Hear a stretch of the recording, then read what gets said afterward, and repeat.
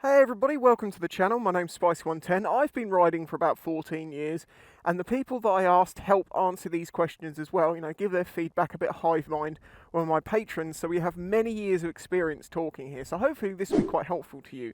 To answer those questions, what should you know before you go and get yourself a motorcycle? To my patrons, the thing that seemed to be most common through their replies was to talk about gear.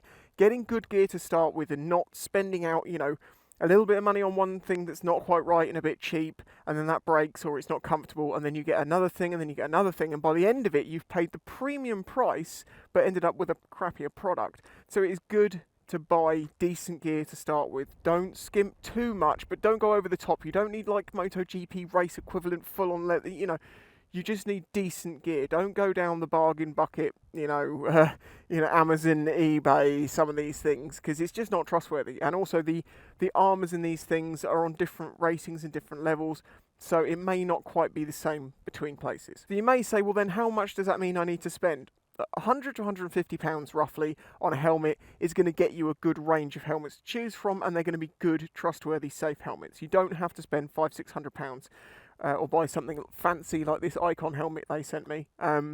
You can get something more basic. So 100 to 150 pounds. Jackets, you can go textile, you can go leather. I always prefer leather just because I just find it works better winter and summer. 100 to 200 depending. You could even buy second-hand leather jackets. I don't really see a problem with that. Do replace the back protector in it if it doesn't have a decent multi-layer protector. The thin foam that comes in it is basically as useful as the fake credit card you get in a wallet, if you know what I mean. It kind of looks like it's doing something, but if you try and buy something with it, it's not going to work. Next up, gloves. I used to use 120, 30 pound pairs of Alpine Star gloves. I own a 200 pound pair of Handroids by Knox, so I have the options of using much more expensive gloves. And I use much cheaper ones. I've been using MRT ones, which sadly aren't available anymore, and now I've switched on to these Frank Thomas ones, which are the same brand as my leathers. I've got a video on these leathers if you want to know exactly what gear I use. And these have been absolutely fantastic, and they're about £40. You don't need to spend a huge amount on gloves to get what you need for minimum protection. That's the point. You need minimum protection, but enough. As for your legs, don't go for normal jeans. You're going to massively regret that, and I'm talking from experience. You want to use a minimum of Kevlar jeans or leathers or textile, your choice. There's a lot you can spend or a little bit less. I have been a big fan of the rock jeans for years that I've used. Unfortunately, at this point in time, they're no longer available in the UK. That may change in time to come, but we will yet to see what happens with that. So I'm glad that I've got a few pairs of these left before I have to go and find another brand. Kevlar jeans come in around 80 to 200, and you can go into silly figures after that. You don't need to spend that much on Kevlar jeans. It is a pair of jeans with some Kevlar within them. I say 100 to 150 pounds, you're going to find something decent that will do the job. This is why I say I love these, because these were like under 100 quid. Boots. You can choose the style of boots you want to get. Don't get lace-up boots. Get proper boots with proper ankle protection. Don't get shoes. If you have shoes or short boots, when you come off, you're going to twist your ankle and your ankle's going to end up looking sideways, and you're not going to want to look at that. Get decent boots. These are, which ones are these? Because I've had a lot of problems with boots. The zips are always the thing that goes. These are Frank Thomas boots. These have actually done fantastically well compared to the previous pairs that I've bought, and they've all cost about the same amount of money, around £120. It is very important that the fit of anything that you buy is good. When it comes to helmets, don't buy online if you can avoid it. Go into a shop and actually have them fit you up for a helmet and buy it from the shop. Don't go into the shop, have them fit you up for the helmet, do all that work to help you out, and then go and buy it offline. If they're going to do the work for you, buy it in the shop. Otherwise, you're going to have to measure up yourself and work out somewhere getting the right helmet size. But don't buy online, preferably. Even if you have a free returns policy, if you get a helmet come in that's kind of okay but not quite right, and you're like, oh, it'll be fine, it'll bed in, blah, blah, blah, you are more likely to say yes to that, because otherwise you're going to have to package it up and send it back, versus in a shop where you can just say, no, that one's not right, let's try another one. And you get to try different ones to find out what's right and wrong. Helmets come in various shapes internally. So you have sort of tall and thin, or you have round. It's called the American or the European fit, the oval fit, the round fit. You just need to go and find what fits you best. And with helmets, it can be quite tight to start with, but you don't want that to be a pressure point anywhere. It's okay if it's overall a bit tight, but you don't want any like major pressure points on your forehead, on the sides or anything like that, or even on the top. Sorry, the light levels are just all over the place today because of the sun, so this might look a bit weird between shots. Let's move on to the next thing, budget. Obviously, when you go into these things, you're going to have to budget for gear, you're going to have to budget for whatever license you're doing, you're going to have to budget for whatever bike, insurance and tax and all those other things that you'll need. You need to budget for all of it. But a very good thing to do is to over budget. Give yourself a lot of wiggle room if you can. I know people want to do things on a shoestring. They want to do it for as cheap as I possibly can get on the road. I don't want to spend a single penny extra.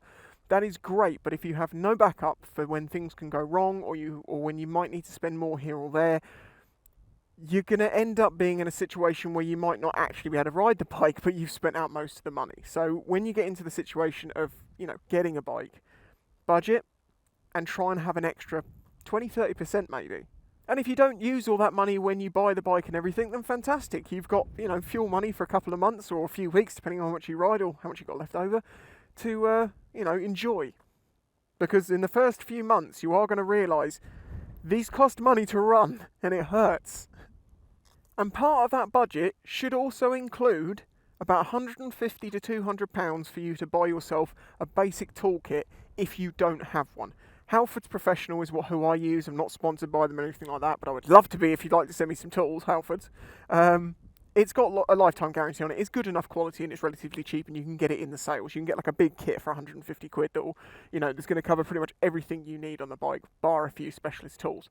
The reason I say this is because you will save so much more than that £150 back in the first year or two, depending on how much you use your bike and if you're going to pay someone to do your servicing and oil changes and chain adjustments and all that sort of stuff, and depending on the bike that you had to start with, you will save that back very fast. So learning about mechanics, if you don't know, look, just go and learn about how basic tools work, watch some of my videos doing basic mechanical stuff, and then watch a video on each job that you want to try and do. Don't start out trying to, retime your engine. That's not a great idea to start with, but adjusting your chain, changing your oil, anyone can try and do that who's just got a tiny little bit of mechanical sense. Okay, so the classic. What bike should I buy? I have very many comments over the years from people just saying, I want to get a bike, what bike should I buy? They don't tell you what license level they're at, what country they're in or anything like that. I only can talk for the UK. So what you need to do is quite a simple process. Work out from watching my video, Motorcycle Licenses Explained by Your Age, the updated one. See what license is available to you. Once you know that, it's like a game of Guess Who. Am I going to be getting a 125? Am I going to get an A2 license? Am I going to get a full A license, Those are the things that you'll know by how old you are. So you know what level of bike you need. Now the question is, how much of a budget do you have? Because that's going to make a big difference. If you've got an open budget, you might want to go and buy a brand spanking new bike for yourself. I will say here that the second-hand market, to me, the 125 side of it is very dodgy because those people tend to be young, don't know what they're doing with bikes, tend to rag them around, not do the maintenance, and then they're a bit of a shed by the time they get sold, and they don't mind not mentioning all the crap that they don't even know is wrong with it at the point they sell it, and they also think that they're going to get back 95% of what they paid for it. The A2 side and beyond is actually a lot better because of the point that people have those bikes, they know what they're doing, they've made their mistakes, and they're going to have looked after them better. So whether you go brand new or second hand is completely up to you. A good, trustworthy second hand is a good thing to go with rather than a brand new for 125cc bike. So if someone else bought one new and you know them and you know the bike and you can buy it from them, fantastic. If you can get it from a dealer where you're going to pay a bit of a premium, but they're going to look after you if things go wrong, as I say, the second-hand market is a bit of a minefield, then that's also a good thing to do. Now the thing is, you're like, okay, well now I've got 20 choices. Which one do I go for? And then you go on the internet and you ask people, which one do I want to get? Which one do you want to get? That's the question. Just look at them. Just look, would I rather this one or this one? That one. And just do that until you get down to the one you like the look of the most. Then go and do some research on that bike and find out if it's a good bike. If you think it looks good and it turns out it's a reliable bike, win-win, and it's in your budget as well, win-win, you've just picked your bike for yourself. Don't worry about style or things like that, or what your mates want you to get. You need to get the bike that makes you happy. This bike here is a DRZ 400 SM. Well, it was, before I've done an awful lot of things to it. This bike has around probably 9 grand's worth of stuff put into it. It's probably more, actually. It's probably more because I love this damn thing so much. You don't want to get bitten with a bike like this that you enjoy. It is completely impractical. It costs a fortune to keep running. It keeps going wrong, but the one thing it does is it makes me immensely happy to ride. And for that reason, it's worth every single penny. But I could understand to most people, no.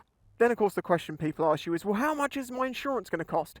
Your insurance has a lot more to do with you, where you live, and the crime in your area, and things like that, and your previous driving experiences and history, than it does the bike or anything like that.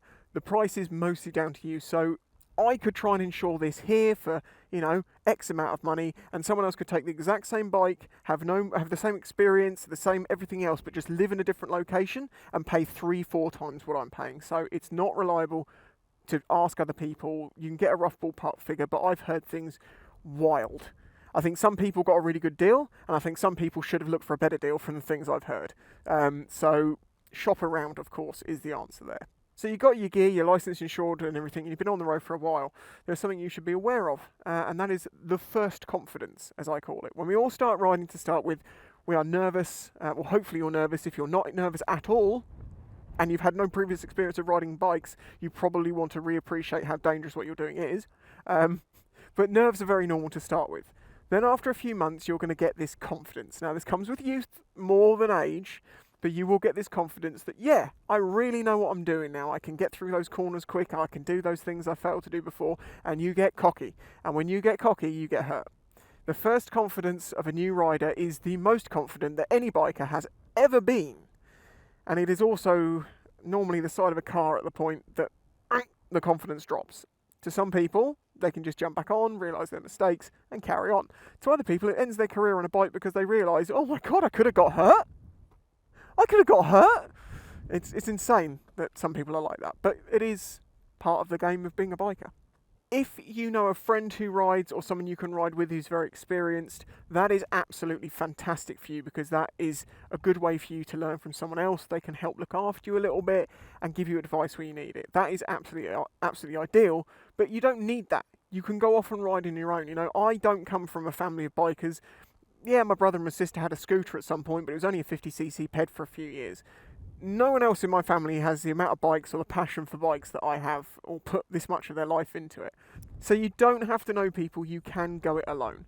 Now, if you're new and on your own, you might go to some bike meets because you might want to make some mates on bikes and get to know people. And you might fear some elitism if you're on your 125-year-old plate and people are being... There is some elitism there, but I'll just tell you this. Every single biker that I have ever met that was worth knowing was in no way elitist. They would have given the same time to someone on a 50cc ped as someone on 1,000. If you meet one of those people that's like, you've got an L plate, I can't talk to you, they've got nothing worth listening to. So just know that. Another small point for 125 riders. I'm sorry to say this, I know lots of people are most interested, the 17-year-old's number one figure of their bike is not affordability or reliability or anything like that, it's how fast is it? How quick is it? That's the number one thing, and that's why the RS125, two-stroke from back in the day, they are really held up there like gods amongst the 125s.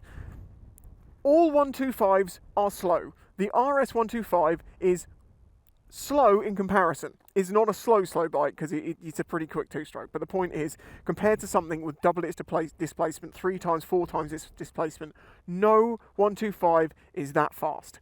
You'd think the bravado comes with the bigger bike. It doesn't. It goes the other way around. People on 1000s and gigantic bikes are normally really, really chill. People on 50s and 125s seem to be the ones compensating the most. Pulling up to a 600 at the set of traffic lights on a 125 is not cool. He thinks you're a knob. I've done this to bikers. I didn't realise what I was doing at the time. Let's have a fun race, shall we? No, they'll just piss all over you, and if you find that you're keeping up with them, they're just entertaining you. Just wait till they hit the corner as you get round, and they're just going to go... Don't get me wrong, 125s are amazing bikes, absolutely bloody well love them, but I find that bravado, that want of speed, could be what leads new riders into getting hurt. So I'm not saying be like Anaraki, you should never speed, but just be serious about this.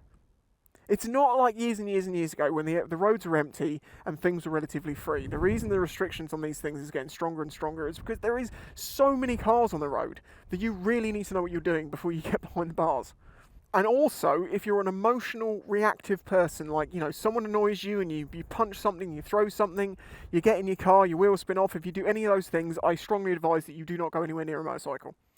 or get that out of your system first. If you are on a big bike and you get annoyed at someone and you open the throttle up because they've annoyed you, that's when people run into the sides of cars and stuff because they're angry, they're not paying attention, they're not doing their observations, they're now going overly fast for the distance they're in, they're trying to show off in a way, trying to be bravado-ish, have some macho-ness, and then they're dead. Don't be that guy. The last two things, quite simple. Number one, punches.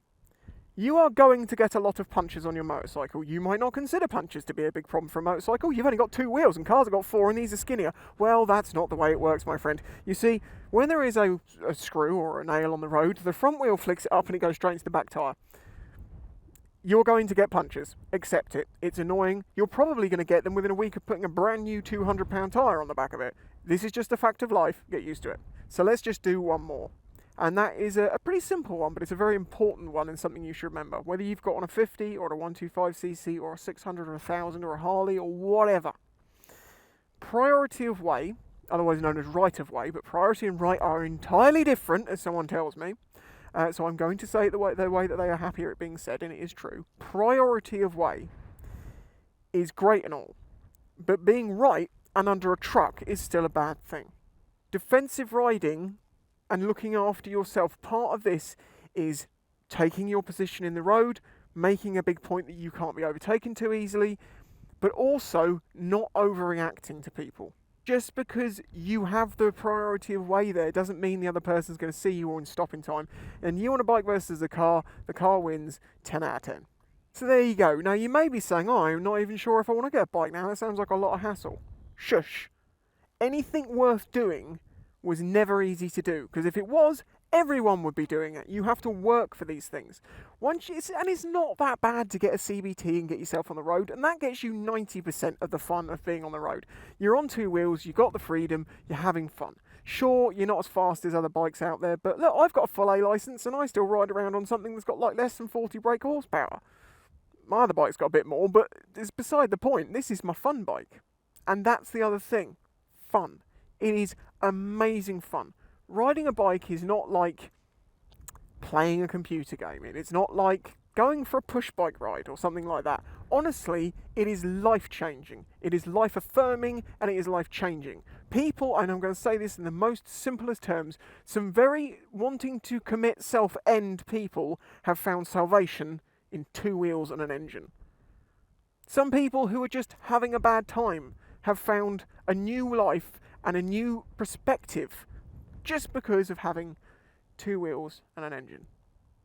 So I implore you, if you want a bike, go and get one. I have a playlist for new riders called Tips for New Riders, and it's got tons in it, from the licenses that you might need to know about to how to physically ride a bike. Everything you can think of. I've been doing this for years to try and inspire as many people as I can onto bikes. If you enjoyed this video, please, like Will Smith, slap the jet out of that like button. And the subscribe one, that'd be handy too, because I'm getting to 100k. And if you want to help support this channel, please consider doing that through Patreon. Links in the description. I'm going to stop talking. Bye.